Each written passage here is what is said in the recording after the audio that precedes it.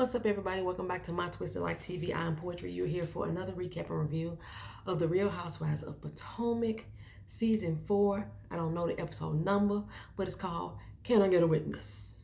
Oh, yeah, we at the club. We ain't going nowhere. What was that? Was that Kirk Franklin? Oh, my goodness. You should be a witness. I don't know why I got gospel songs all in my head. You should be a witness for my Jesus. You can be a witness for my Lord. But that ain't what this episode about. Before I get started, my girl Ty sent me my gift for Sunday Fun Day. You gotta join her channel. My cup got chipped. Keena's broke off altogether, but it don't matter because it was free. And I'm enjoying Sunday Fun Day over on Tested with Ty channel every Sunday from 3 o'clock to 6 o'clock. Be there, be square. So we gonna start this episode off. I don't know because this is my second time recording this, so I'm trying to go off the top of my head. Everybody in therapy. Everybody in therapy, but the person that I think needs to be, which is Karen. Karen is dealing with a lot. She had the death of both her parents, raised IRS issues. They still going, Basically, he got a payment arrangement with them, but they still pretty much going. There's a lot of stuff going on. She feeling like she may lose Ray because of his old age. It's a lot going on with Karen right now. I think she needs therapy, but I do feel that Karen is being a good therapist or a good friend, so to speak, to Candace and Monique. In addition, this episode we saw Monique and Candace reconnect, rebond. So we start off with Monique going to her 3D imaging sonogram. I didn't do that. My friend did that before, and I thought the shit was creepy as hell. Because you could see like the image of the baby, you could tell what the baby's gonna look like. I thought that was some creepy ass shit. It's cute. Like, oh my God, that's the baby. But that shit's creepy to me. I didn't want no sonogram image of Keena like that. I got her the little dot, the little speck on the ultrasound screen. That's all I was going to do. So they do that, and she invites Karen, and she invites Candace. She's surprised. Well, she ain't surprised that Candace showed up. She's thankful that Candace showed up. She said at least, that was her way of extending the olive branch to Candace. Candace, on the other hand, like I said, last episode, she felt like she is the cause of all the argumentations that's been going on. She arguing with her mama, she arguing with Chris, she arguing with her best friend, or her friends, plural is what she said. None of these hoes is your friends, only Karen. The Karen, I think, is their only friend for real. And like, she still do some shit that you got a side eye sometimes too. But I still think that Karen is your only friend. But this was Monique's olive branch. So during this whole session, they got to see the baby. Like I said, the baby looked just like Chris. They still don't want to know what the sex is. We already know Monique had a baby. We already know, so that's all said and done. But like I said, Candace and Monique, they mended fences here. They said they both said some things that they shouldn't have said. They both apologized. Karen was like, you know what? Y'all need to get together. I'm coming in big sister mode right here. Y'all need to get together. They feel like they was having a sister moment. Our sisters sometimes fight, but they're going to always be together. They're going to always love each other, which is amazing to me because, like, currently on Twitter, they turn each other up. Like, they go back and they watch the season as we're watching it, and they are going at it back and forth. I'm like, is this how the friends really do? They tagging each other. That's when Katie Rose did that tweet for Ashley, and she went in. Was it Twitter or is it Instagram? She went in on Ashley so deservingly so, because apparently Ashley went behind the scenes with on Watch What Happens Live with Andy and dog Katie's house. Katie's like the house that I paid $1 million for, that I didn't have to sleep with an old pruned up ass man in order to get. I bought this with my own damn money being a model. I know you're trying to get your upcoming, that's what you say, your upcomings. Katie dragged her. She dragged it, and I was so here for it. So here for it. Ashley said she came out of She been in baby mode, but she came out of it to like set Katie straight. She said something. She called her a coochie something. She tried to dog Katie, but Katie gathered her. That wasn't a read. That was a gathering, baby. That was a gathering of souls. She snatched Ashley's soul out. But getting back to Monique and Candace, like I said, they mended fences on this episode. So I wonder if they gonna mend fences now that they watching this episode back again. Because like I said, they've been going at it. They've been going at it as they've been watching this season.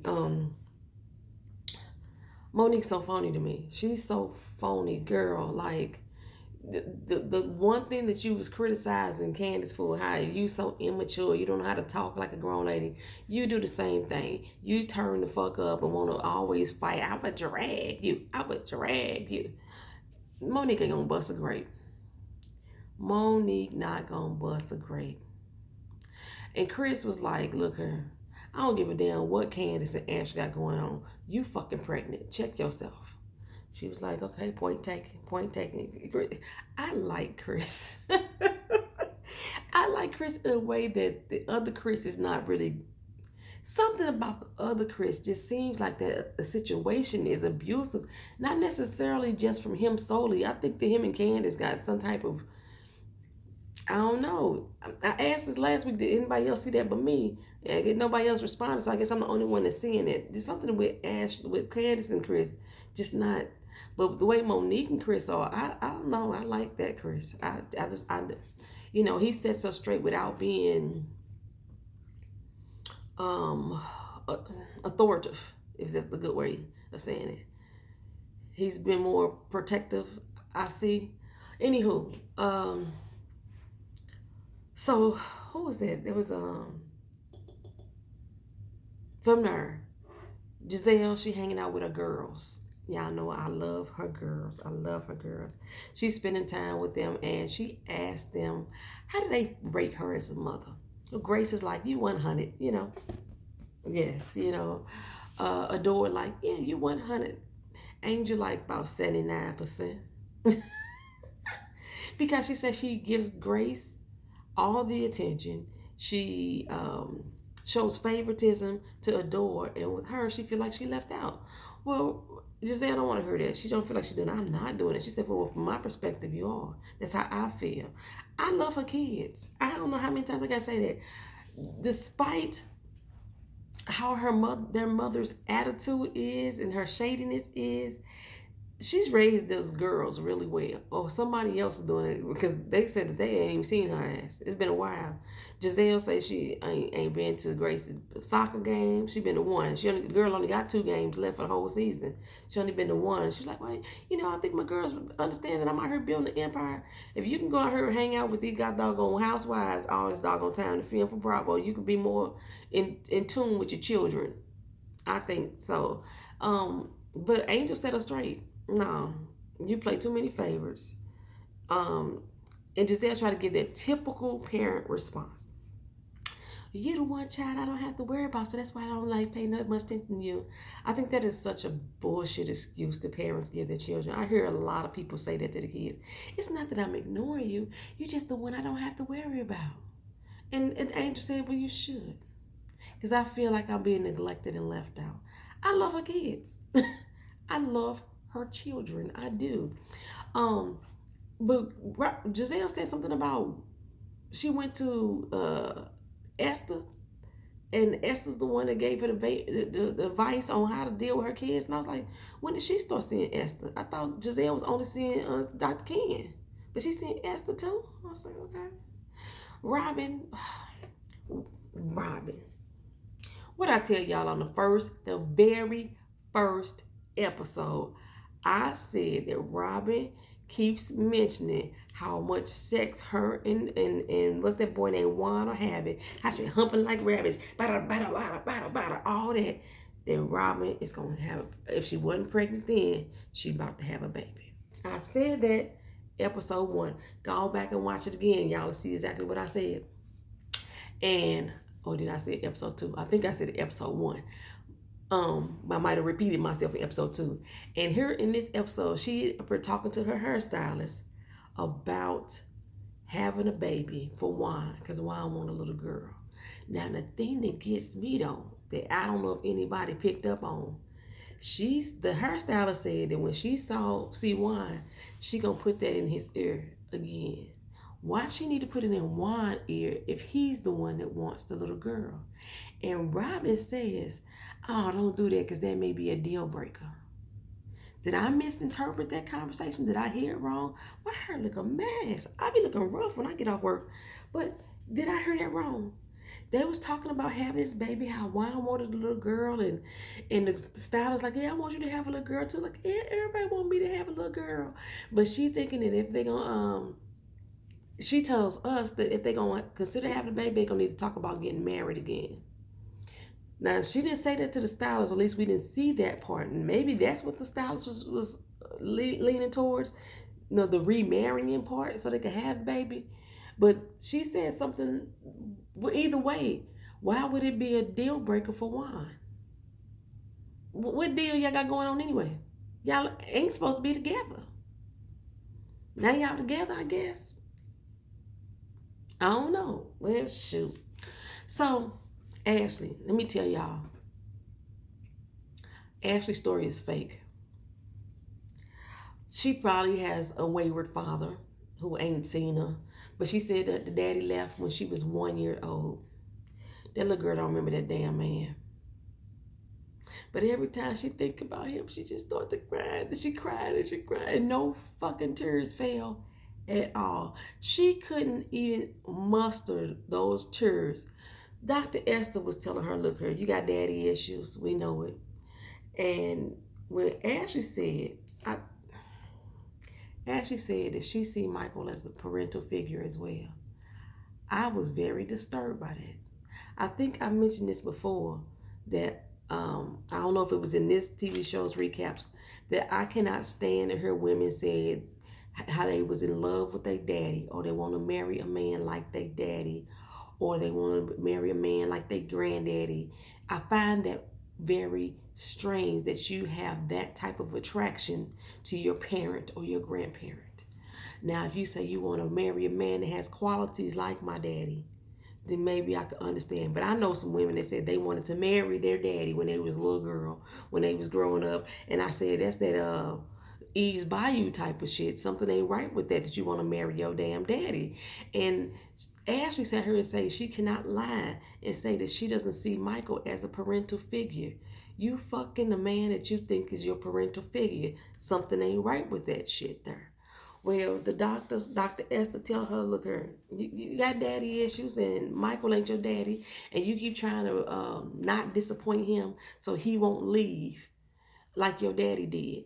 Okay, I think I get and understand that from a therapist point of view, that your daddy left you, so you don't want other men in your life to leave you either. But the man left at 1. She didn't remember that man. She didn't know that man. So what that tells me, I'm going to put this on her damn mama, that her mama has talked about that man in such a negative tone and made Ashley feel like the reason that he was gone had something to do with her. Even when she sat down and talked to her mama, she had an explanation. She said, well, he said he wanted kids and he wanted marriage, and then all of a sudden things changed. She right then and there is putting that on the fact that they had kids. They had Ashley, and he wasn't ready for that, and he walked away. I'm going to tell you what I think happened. He didn't want to be having no baby with no black girl. He just wanted to fuck you. That's all he wanted to do. That's all he wanted to do. It was fuck you. And he didn't want no babies with no black women. You probably thought that he was going to leave his wife, but he didn't. Because the daddy is married. The daddy was always married, in my opinion. This is my interpretation, that the daddy was always married. The daddy is a white man. If you didn't know, the dad is a white man. And he had sex with her, and she thought that she was light, bright, and damn near white, and it wouldn't affect the fact that she's a black woman, and that man didn't want no fucking kids with no black woman. Because he all over Facebook with all his other white children. Ashley said that last time she talked to him, she was about 3 or 4. She remembered being put on the phone with him when she was 3 or 4. She ain't talked to the man since. But to the therapist, she said that once he left at 1, she had no other contact with him. She never talked to him or had any interaction with him again. Which one is the truth, Ashley? Stop fucking lying. I feel nothing for her. I'm sorry. I'm sorry. I know even Candace put on her Twitter, I think Candace and Karen and somebody else put on her Twitter, like, I know we had some issues, but I really feel sorry her for this situation. I think she is lying. This is just another storyline to try to get people on Ashley's good side. True, the daddy wasn't there. Okay. Um, and the mama said that she wants her to go down there too and meet the dude. And like the dude, she reached out to him on Facebook, right? She said, "I'm your daughter, Ashley. I don't want nothing from you. I'm doing fine. I just want, you, I just want us to have a relationship." And he blocked her. What they tell you? He don't want to fuck with you. He ain't dealing with you. So now she wants to pop up in his face because even now she's up here crying about a child she never had. So surely he could feel something for his offspring. You call yourself an offspring? That's how I know this whole situation is fake as fuck. You don't even consider yourself that man's fucking daughter. You just his offspring. You don't really care about, don't have no relationship or no bond with him. But if he just denied me again, then I'll get my answer. He already blocked you on Facebook. How many times you need to be blocked? How many times you need to be blocked? This is fake. This is fake. She is conjuring up this storyline for sympathy, for Facebook likes and shit. That's basically what she doing right here, and I don't feel shit for her. But she said she gonna go down to Georgia and she gonna find this man. What you need to find him for? I'm gonna find him and I'm gonna just. I'm not. I don't even want to ask him any questions. So you gonna drive all the way to Georgia not to ask him any questions. You just want him to see you and acknowledge that you exist. He know you exist. When he walked away 32 years ago, he meant that shit. He knew you existed. He don't want no black baby. That's all it is, honey. That's all it is. And you got with a white dude because you thought that you was gonna be closer to your daddy, or somebody that you see as a paternal parent. Paternal parent. That's the same thing. Somebody you see as a parent to you. Your husband you see as your parent. You went and got an old white dude, probably look just like your goddamn daddy. Probably look just like him. I find something strange with that shit. I do. But yeah, that's what Ashley's gonna do. And we didn't get to see Katie this episode. Who we go to next? I think that's it, right? Monique and Candace and Karen had a little sit down. They had like a couples dinner with one another. Only the couples allowed. With Robin and Juan ain't no couple, so they wasn't invited. Giselle ain't got no man, so she wasn't invited. Ashley and Michael, they a couple, but a couple of what? Everybody don't know because this is the topic of conversation. They all sit down. Karen say she wants them to enjoy, being with couples with marriages that work. So that's what she wants Candace to see. The conversation turned over to Ashley because Monique said she had seen it. She talked to her, and Ashley said, they're better than everything. They're better than ever. Ashley was having somebody at her restaurant that was saying her to, that was asking her about the whole situation too. And Ashley like, I'm just better than ever. We're better than we ever been. And so when she went to the therapist, she told the therapist, I'm just putting on a happy face. We know that, girl. We know. You just upset that everybody found out. You already, like you said, your husband. You told Giselle that when Giselle was asking you how you doing, your husband, you know the truth about your husband. You just upset that everybody find out. Well, at this little couple's dinner, we find out that because Chris was like, this is some crazy shit, especially when he was talking about sucking a sausage situation too on the back end of this. Candace was like, what, with this whole situation and that, it's best not to talk about that because it's just gonna be adding layers on top of layers. And Candace asked Monique, she's like, you got cameras in the basement? No, she's like, no. That's the one place I don't have cameras, but it was so many cameramen down there. I'm quite sure somebody got it. Somebody got it on cell phone or something, And then Chris said, there got to be some type of witness. Who the witness? The witness is Chris. Now, Chris heard the sucking sausage comment. And now Chris was the one that was down there where Michael grabbed the cameraman's ass. Now he didn't say allegedly did it. He said, but what I don't get though, he said he and Michael were downstairs in the basement talking. I could have sworn I seen Chris in that picture. Because Monique said this is when everybody was taking the picture and they was wondering where Michael was at. I could have sworn Chris was in that picture. I'm gonna have to go back and rewind and look at that. But Chris said that him and Michael was down in the basement talking, and the cameraman walked through them. Why would this cameraman be walking through them? I find that very strange. But that's allegedly when the situation happened, when Michael did the grab each other asses. And they called Chris in to be a witness. Chris told them that he didn't see anything. So, he's just he's a hostile witness. He said a potential witness. That's a hostile witness when you don't know which way they're going to go.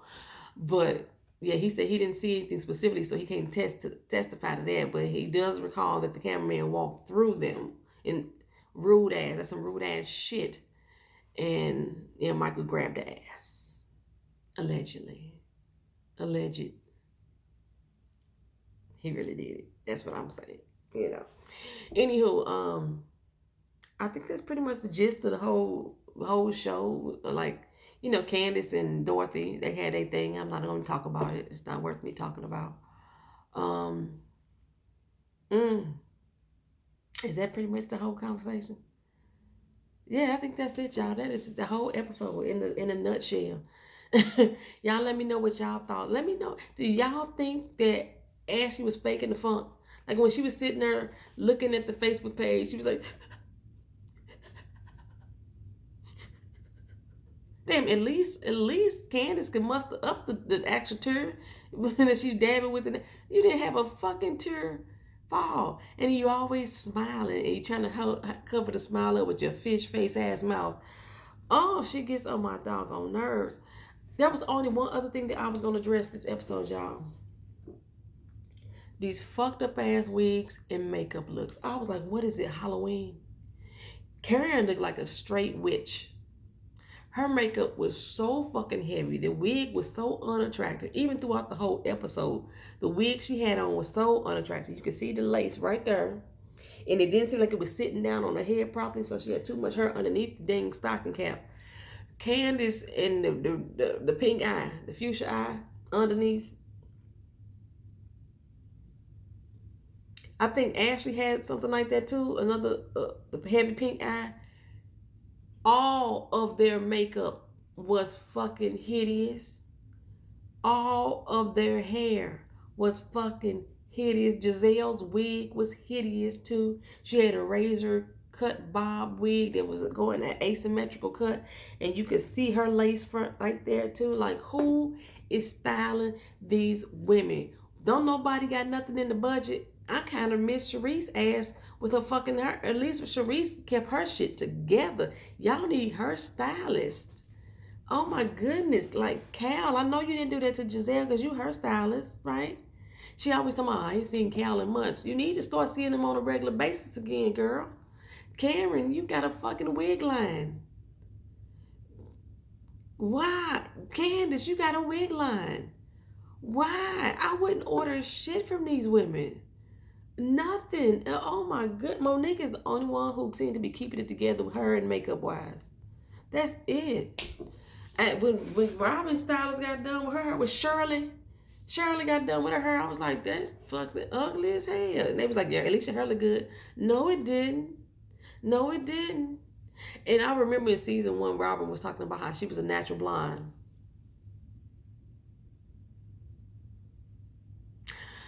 Girl, bye. That's the end of this recap, y'all. Y'all let me know exactly what y'all think about the whole situation. If y'all been following the beef between Monique and Candace on Twitter and Instagram, what y'all think about this, considering that they supposedly made up while the show was taping. So why all of a sudden now y'all got this animosity all over again? And did y'all see the Katie Rose roast of Ashley Darby? What y'all think about that? And like I said, the fact that Chris is a witness, and they already went to court, the fact that they was a witness, is that why Candace was always feeling like, something ain't right with this shit. No, she been saying that since before. She said it before the Rainbow Party. So, all right, y'all. Thank y'all for coming. Thank y'all for watching. I appreciate y'all being here. Peace.